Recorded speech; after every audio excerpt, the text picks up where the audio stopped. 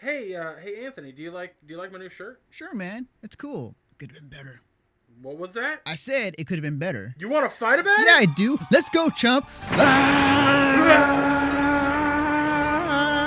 Hold on a second. We don't need to fight. We don't? All you need to do is go to 86.com and choose from one of their many designs. Franchises range from Skullgirls to Street Fighter and even BlazBlue. And if you check out 86 through this Twitch channel, use 86.com/AFF4 to let them know that Mission Star Podcast sent you. If you want to throw it all, you mix it all, that's basic. The 253 theory. Most important, if you're just starting,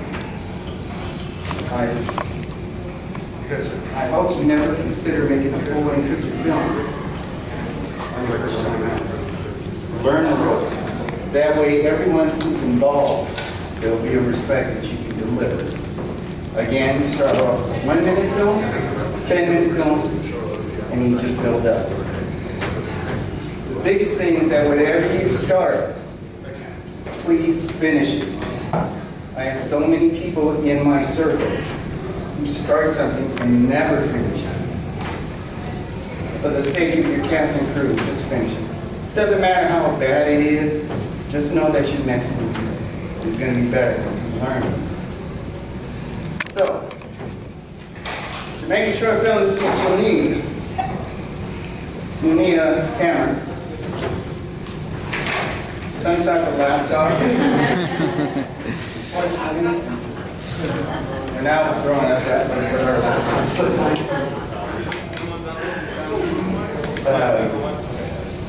You cannot find a camera and a laptop. Date somebody and a laptop. Do whatever you can. Run a paper route. Whatever it takes. You know, Does that be a good camera? No. This is what I was getting ready to get into. I'd rather tell a good story with an okay camera rather than having the best equipment in the world and telling a crap story. And I don't mean The Last Jedi. It's not that I'm calling things out. But I'm talking like, just. So, cameras, really quick. We'll start from the bottom and work our way up. To start with a digital movie, you can go on Craigslist and get what they call a mini DV. When mini DVs first came out, they were about $4 to $5 grand. Now you can find them way under $75. Go on Craigslist, eBay, but do your research for, that way you won't get a box of rocks. You know, they have these digital tapes. But it keeps it digital and you can put it in and start moving. Moving up from there, you have what they call a DSLR. $5 for the snack bar. Did somebody tell me what DSLR stands for? Yeah. Digital single lens. Cool. And I put that on later. Yes. I didn't know what that meant, so I just. There are many cameras out there. These are kind of the latest ones. Canon has a T5i, I think they're a T6i. Panasonic GH4, they're already out with the GH5. Stepping up from there, what's really cool is what they call the Pocket Blackmagic camera. That's a micro four thirds. Without skipping, without getting too technical, it gives you the movie cinematic look, which is really, really great. This is a very popular one, the Ursa and the Alexa. As you can see, they're getting bigger. If you're doing commercial work, these are great. They can do music videos and commercials. Again, everything under that, you can still tell your story. The GH5 shoots at 6K, natively at 4K, and it's under $2,000. It's a great camera if you decide to go into like industry things. For that price, it's good because there's some way ridiculously expensive cameras up here. And if you have any of these cameras, I might have to ask a date from you. These are some expensive cameras. Red cam, very robust, as well as the C300. These are like top of the line as far as the consumers get. The Epic by Red, the movie Gone Girl was shot on it, and the actual release. Do you need that to make a movie? No. Learn it. Learn about anything that you have. All you have to do is tell the story. These are tools. Not that I didn't like The Last Jedi, but it would have been the same movie if they started off in YouTube. Again, don't bother getting the best thing in the world, because here's the reality. In 10 years, it's going to be obsolete. Just about obsolete. Technology is growing faster than human. And this is not a joke. And why I say this respectfully is because technology is advancing, making room. Anybody ever been to the CES show in Las Vegas? Very cool. It's where like Sony and Samsung, all these people come out with the latest new TVs, new electronics. I was there when Panasonic announced that they were going to have the 6K television, and it was the big hoopla. And they said it's going to hit the shelves, and everybody's going to have it. Before this even hit the shelves, Samsung announced the 8K TV. So believe it or not, before the 6K hits the shelves in the stores, it's going to be obsolete. So if you ask, well, what do I start with? I say go to Best Buy, see what feels good. Make sure you don't buy an extra set of encyclopedias, because that's what the seller is going to try to get you. But something that feels good that you can shoot and understand. Tell your story is what I'm saying. Now, costume designs. This is a real fun one. Making costumes for film is just like what you see out here, except with lighting, you can make this look really real. I mean, like metal. And that's the beauty of film. A lot of films, you'll see behind them, they have a normal t-shirt because they can't see behind you. That's the difference between costumes. You gotta look good all 3D around. Case in point, I think Steve Wayne, who designed the Batman Returns costume, had 35 extra costumes for the movie.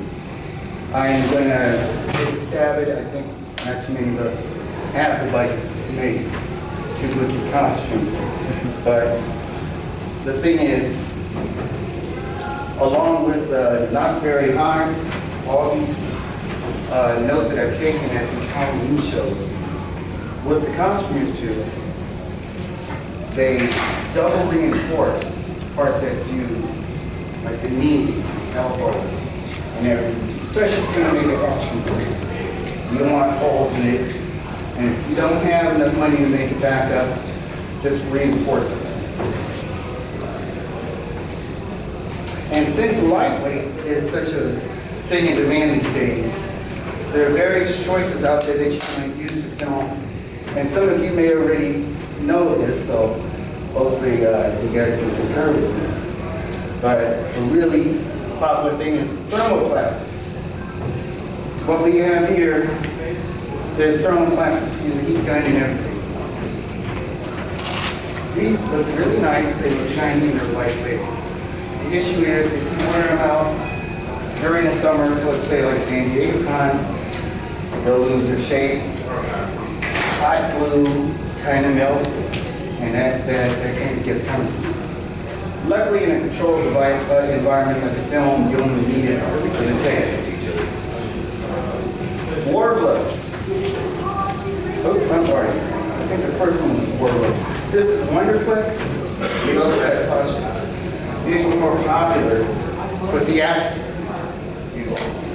The actors using it live, so everything meant it has to be very light. I tell you, if this is metal, I would not be able to survive. A lot of people are finding out that Evaphone, which is also popular, is probably one of their choice.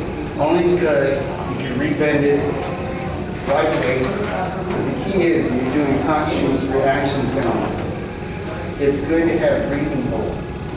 And where people perspire or sweat, this is a rendition of Magneto, First Class, that I did. If you notice, around the mid area, I had breathing room for people to move around.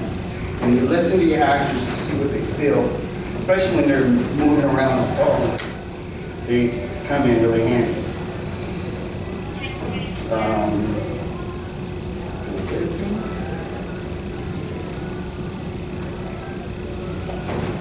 That piece is this piece, which is an ongoing thing that I keep developing.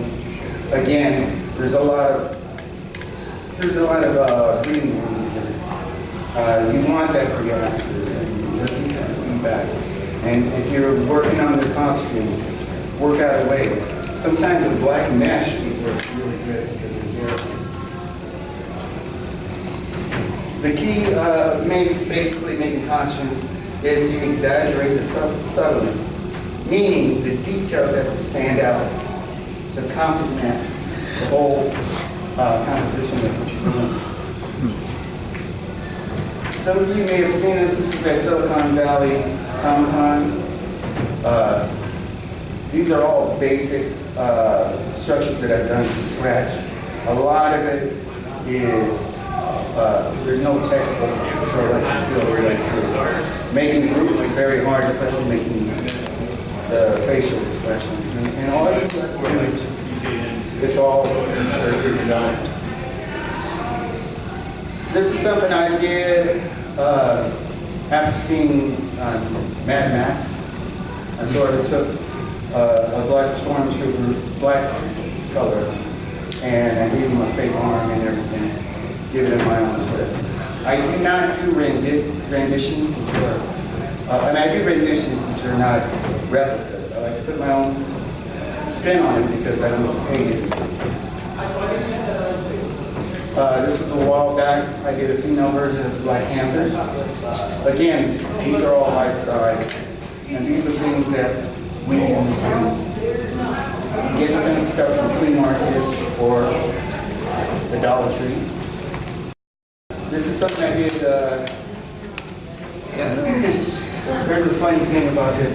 This is at the Alameda Theater, and doing the face part, but that's Evaphone, and it's all pieced together. But if you look at it, there's metal armor. The movie studios never know what the movies are about, so you have to come up with your own thing. So it doesn't look like that really. But going to flea markets, I found that some of the details were like rubber floor mats and trucks.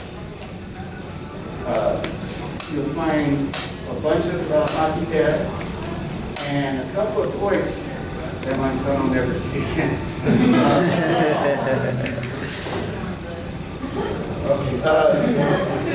And the helmet was made from scratch. So it was a cool thing. You can get it from eBay, find to mod things. It's great to start out like that. But as you go, you're going to notice that the more you're self-contained, the more creativity you'll get and the confidence. So if somebody comes to me and say, hey, I need a weapon because I don't like my ex-husband too well, you can actually go, okay, it'll take about 2 days. Having that confidence, knowing that you can deliver, makes all the difference in the world rather than somebody who's just going to, give you the roundabout. This is something that was done last week. Again, I just found out Anthony's master's a woman. But again, I never know these things. What's cool about it, I find theaters that are franchise and not corporate, and I work with them. And as I'm learning how to build these things, I'm getting more knowledge on it. And what's so cool about it, in the Bay Area, there's not a lot of people who specialize in making props. So that's why I open my doors, trying to build people. So that way, we can be self-contained. Same, bringing up pop making, that's really fun. The way they do it in the theaters, I mean, in the big studio things, that's different than us cosplayers. They use wood, they use plastics, make machines, vacuum form machines. A lot of us don't have access to it, or 3D printing. My thing is, if you have access to it, great, but don't let that stop you from creating. You can do a lot with a can of black spray paint and a glue gun. Again, the key is to be a good liar in the film business. This is before digital effects. This is why I put this in. This is the Queen from Alien from James Cameron's movie. This is puppeteering, because they didn't have the technology.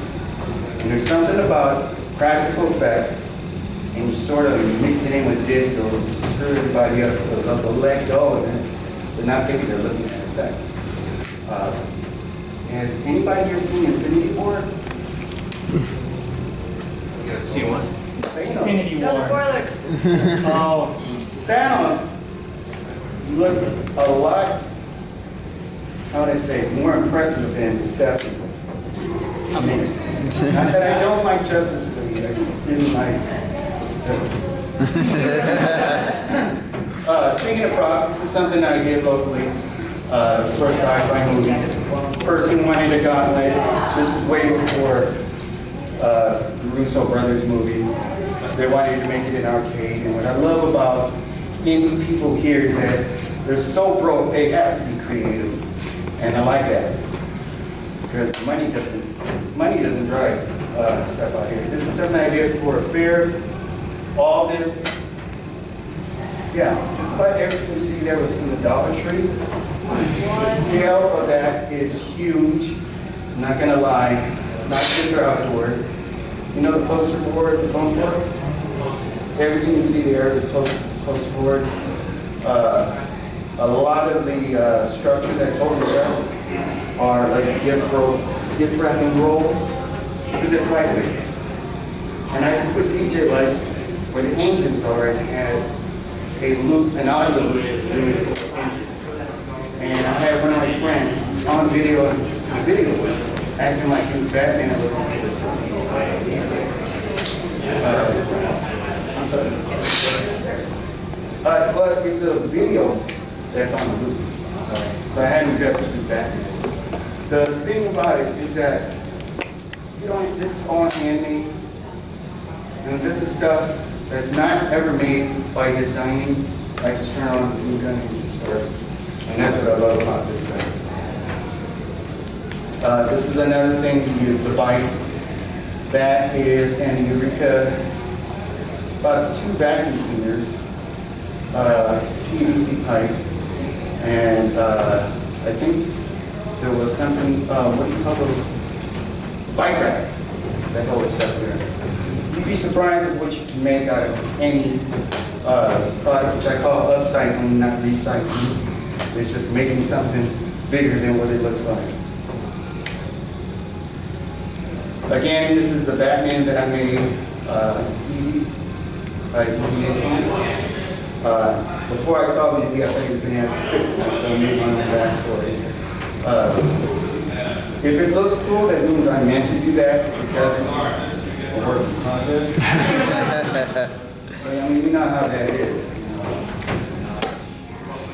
Now, real quick, sound is a very, very crucial element in film. Always trying to get the best sound that you can when you're filming, because nothing's more annoying than not knowing what your character is saying. That's why times in what they call post-production, you'll hear terms like ADR, looping, and Foley sessions. This is when people go into the studio and do their dialogue, just like cartoons, of what the actor was saying. That way, the mixer can have a good recording. And speaking of Foley art, they also create sounds from scratch. Like, what's always good, busting the watermelon is really good when you hit somebody in the head. Things that you think two coconuts can make a really good, believable sound of what's wrong. And it may look crazy, but it's fun to do. If you can do that, that would be great for your movie. But again, it goes back to how you can get your sound. If you don't know anything about mics, try to learn. Try to find somebody who already has all the sound equipment. That way, they'll take care of that, and you can concentrate on other things. So again, if you don't have a mic, date somebody who has a mic. Lighting. Lighting is very crucial. Not the most important thing, because you can make a lot of movies without lighting. But I'm gonna take one whole semester and ham it in real easily. Light photography, lighting for video or film, uses what they call a basic three-point lighting. There's your key light, which is your main light. Your backlight, it's also called a rim, is just highlights your hair from the back. Then your fill, it just fills it in. So that is what it looks like from your subject, camera in the middle. The key light is usually the brightest. And the backlight, that's good, as I mentioned, to bring people up. And this fill light, whether you want to be dramatic, or really low, and some of them are, like to even skin tone. There's actually a fourth one, and that's light in your background. That's mainly just giving you an idea of what it does. So, another example. With the subject, that's the key light by itself. The next key light and the hair light or the rim, as you can see the little differences coming from the back right here, you can see a little more. And then the fill light just evens out skin tones. These are basic, that you learn from photography class. On paper, it sounds intimidating, but my thing is, try it out, see what feels right. And that way it'll have more resonance. And of course, one of my favorites is using natural lighting, which is a really, really great look. That's using the natural lighting of the sun coming in. But here's a warning. As the day progresses, the sun moves. So I've seen so many movies where it started with the sun on this side, and the lighting goes to this side by within 10 seconds. So you want to have sort of a controlled environment. And believe it or not, I wouldn't be surprised if this was, to make it look like it was the sun. What people do, they take a light, they put it at a certain, what they call pelton, and they light it through some blinds. And it could be a dark room. That way it stays longer. Now editing. We'll swing through this real quick. I'm going to show you a couple of slides. That is Final Cut. This is, I think, Premiere. And I think the last one is an Avid. And you can see they're very similar. Like cars, it just has to learn where the steering wheel is. Again, just give you an idea of what it looks like when you get a computer. Usually, the clip on the left is like your raw footage. The clip on the right is what you put together. In other words, cuts. And the window at the bottom is your timeline. Most editing software has it. Point is, check it out. YouTube, Vimeo. Get yourself familiar. Okay, real quick before we get into this, there are a lot of cool resources out there. Facebook film groups are great.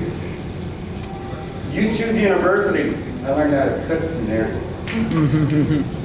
Indiegogo, I don't think they're around anymore, but they show you how to make cinematic costumes and props using hardware tools.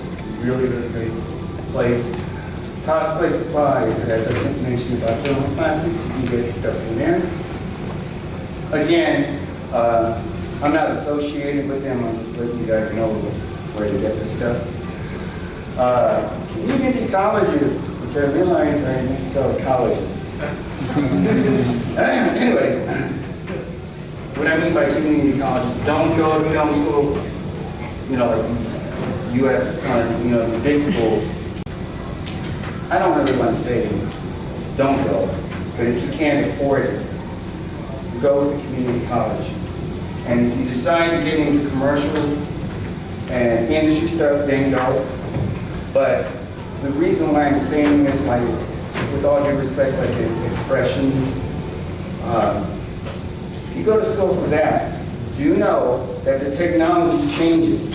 So what you might learn in college, by the time you graduate, might be obsolete. Like in the audio business, a lot of people use Logic, and now everybody's switched to Pro Tools. So it's a whole new learning game. So if you can learn from community college, I say go for it. If you can, if you don't mind biting the bullet and go on YouTube and research, that's even better. Community access TV. If you're really broke, community access TV is really good because usually they're free and or maybe just trade time, make a commercial for it, but you'll have access to the equipment. In other words, you don't need to date somebody. So that's a good thing. I'm sorry?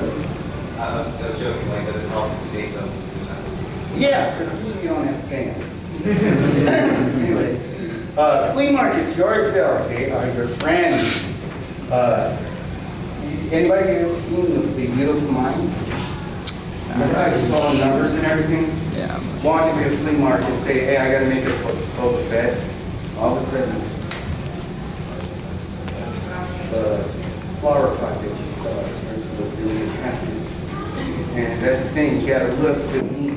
You start looking at shapes and colors, big upon it. And when you do it, there's nobody that says you can't.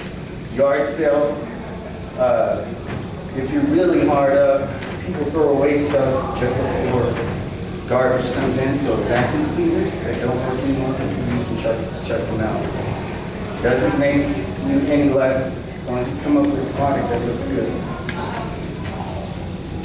Now, a little bit of wisdom. Let's say you made your 10-minute film, your cosplay film. It's the greatest thing in the world. I'm here to tell you this, only from experience and somebody who cares for each and every one of you who decides to get into it. If you put your movie into a film festival, especially Film Freeway without a box, you will get turned down. That's reality. Not everybody's going to take a film. It's not that it's bad, but I'll tell you a little dirty secret. A lot of these film festivals, even city film festivals, they've already picked who they're going to put in. In other words, they have 15 films a lot. They already have 10 films with their brothers or their friends. So that means 5 open. You got 100 films coming in. You're going to see who has a distribution deal. You're going to see, well, who knows who? What actors in it? You're going to go from there. It has nothing to do with your film, even if it's great. So, it's hard not to take it personal. Take it personal, freak out about it, and then forget it and move on.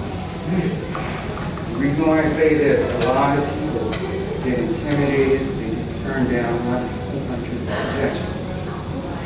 Forget that, because it had nothing to do with you anyway. find a venue that's friendly. And that's very important because I see a lot of talent. You know, it's easy to get press, you know, and that's a choice. Not depression is a choice, but, you know, to feel down about, don't doubt yourself. If you believe in what you do, if you're true to the rules you make, you'll be okay. With that said, another $5. Somebody tell me, in one sentence, without multiple choice, do this off the cuff. What is success? Wow. Honestly, however you define it. I'm sorry? Really, however you define it. Yeah, what is success, personal success? For me, it's if I can find something that I like to do. That's pretty much what I like to do. Hold on to that thought. You. I feel personal success is putting everything out into something and letting go of whatever's going to happen after it. Just being proud of what you did. Good. You. Self. You're on. Self-satisfaction, the results, and the product itself. Most importantly, all that. Let's go beyond it. So you can come and dance. Over here, it's several and Yes. success is never giving up. That's a great attitude. I never give up. I eventually succeed at what I do. You. Me? You. Yeah. The question is, what do I define as success? Yeah. The- What is your definition of Well, given how hard it is to make a movie in the first place, I'd say success is being able to assemble a crew, assemble all the moving parts, getting actual work done, and then even after getting that, being able to stitch together something in post-production. And most importantly, when you I would even say, you know, keeping everybody on set happy. That is something that I think some directors may slip on because, you know, 12-hour shoot days are never fun. That's true. That's between filming. But you're right. One more. Really happy. Yes, sir. Success is having something at the end of the day that you're proud of, that you work towards. But even if it doesn't like make it completely out there, you Say that loud enough to the children in the back. Oh, Success. there's a microphone. Yeah. Success was so cool is that when I went to Los Angeles, not that I don't like LA.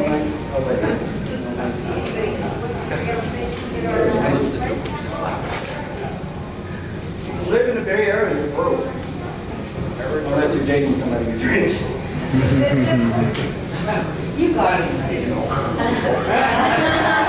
I can only tell you success is being able to do what you want. I think Al Pacino said success, he's not going to say sorry. But whether it's music, whatever it is, whether you like somebody, being able to achieve that and do whatever it takes. Nothing's worse than working at a place with somebody else's dream. Again, what's really cool about what we're doing is that we're trying to change the status quo. I just like something. Being able to make a film, once you make a decision, follow through with it. Okay? Don't worry about how bad it is, just do it. It's just like making a costume. Finish it, have it immortalized. Nothing is better than having something, not only original, something you do fan stuff, but this is something I created, and you feel proud of it because you finished it. Which brings me to the 12th annual Hero Fest, which is cool. I came here to talk about all this, but the issue is this. There's a lot of people who are considering making films. I made Playground. I made a film festival, not only for action people, but cosplayers. Because a lot of times, you know, they don't know where to film. So I do this every year. We have standing room only. We had a couple of shows at San Diego Comic-Con, but it's Bay Area based. Yes, I could put it on Film Freeway to get from small to grow, but I'm trying to build an army in the Bay Area. And that's what this is all about. This is from last year, but Gideon, this sort of goes with what I was saying and talking about. This is a commercial that I did that I hope will inspire you to consider making a film. This is last year.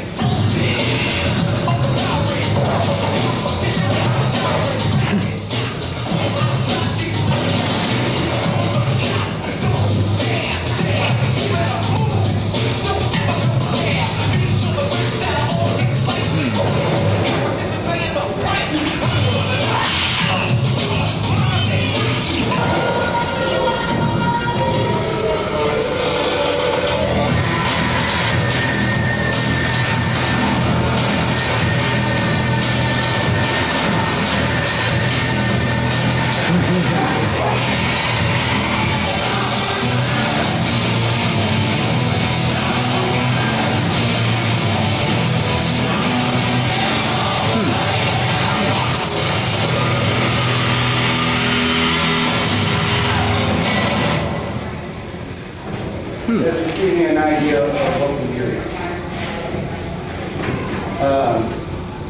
One last thing I noticed you gave me the sign. If you guys think that it's something that you can't do or it's not, you find it intimidating, this is my show, my son, right here, his name is Max. He made his own show. He was an idea, all scratch and all. It was my duty to have the scene through. But this is something to show.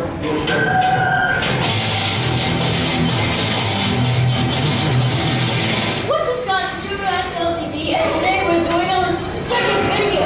Today we're going to be doing 3 things. That we're going to be reviewing one of my special videos that I made of the protagonist. The second thing is that we're going to be doing the Blizzard Roblox, one of my personal favorite games ever. First thing that we're going to do is going to be our first movie review. Yeah! So let's get to it! That's great.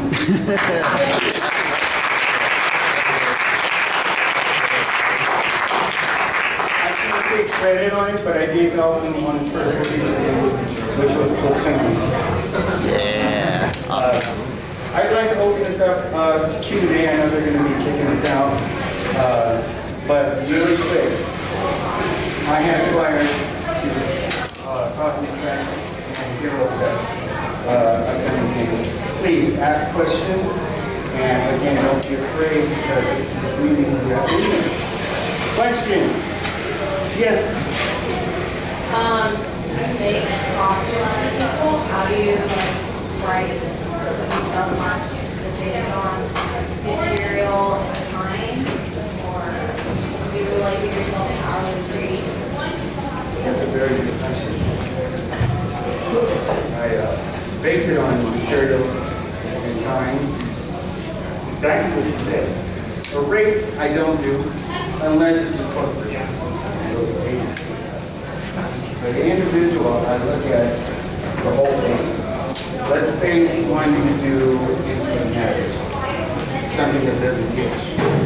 I usually like to get the person and say, what do you have? Usually it's something where somebody's local, and if it's a independent, and whenever you're independent, somebody's independent,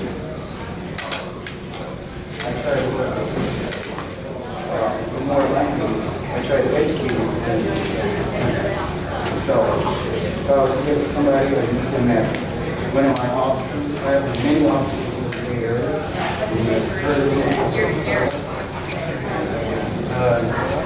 And I get with them, sure, and it's all about, like I said, it's resources and technology, and it just works out. You know, whatever is good for them. But it's never going to be, again, I'm not pushing myself as a contributor, but it can help. Any other questions? Yes, Mr. Trash. So I work in theater, and the thing with costume and the thing with prop is that actors tend to break things or unintentionally or purposely. Do you usually have a workaround with this, aside from the crossings and reinforcing accidents happen? Depending if they're my clients, if they're obnoxious, I might make them wear a foot line. You know, whatever. Again, I think you gave me the sign. Is there one quick question on here? Do you run any other networking events? Yeah, actually, I used to have a horror TV show, but I'm always expanding. Again, I do travel around the country because it just sounds like it's a cool thing to do. But my thing is that I get the